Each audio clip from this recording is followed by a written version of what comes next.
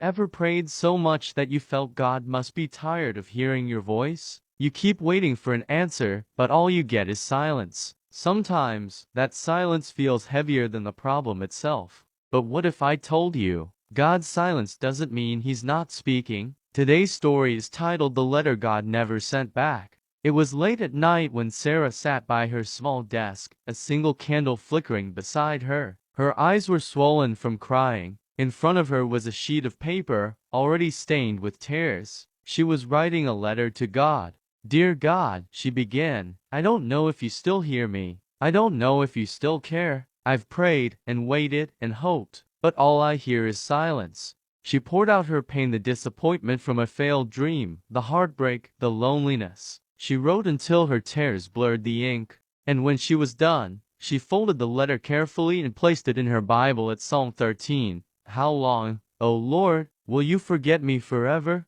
Days turned into weeks. Sarah still prayed, but nothing seemed to change. One evening, while cleaning, she found that same Bible and opened it right where the letter was. But this time, she noticed something she hadn't seen before. On the opposite page, she read another verse, Psalm 13:5. "But I have trusted in your mercy. My heart shall rejoice in your salvation." Something broke inside her. She realized that though God hadn't sent a letter back, His reply was already written long before she ever wrote hers.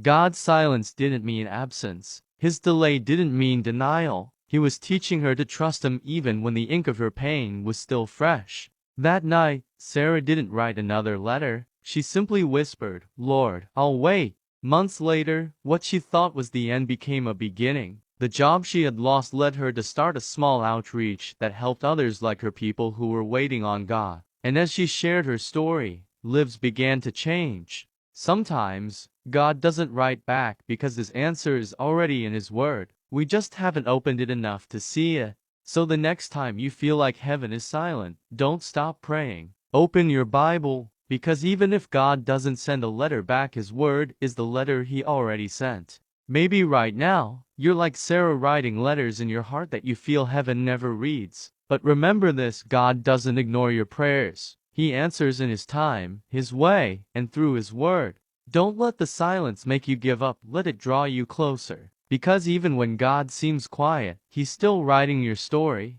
God may be silent, but He's never absent. His Word still speaks. If this message touched your heart, don't forget to like, share, and subscribe. Someone out there might just need this reminder today. God bless you.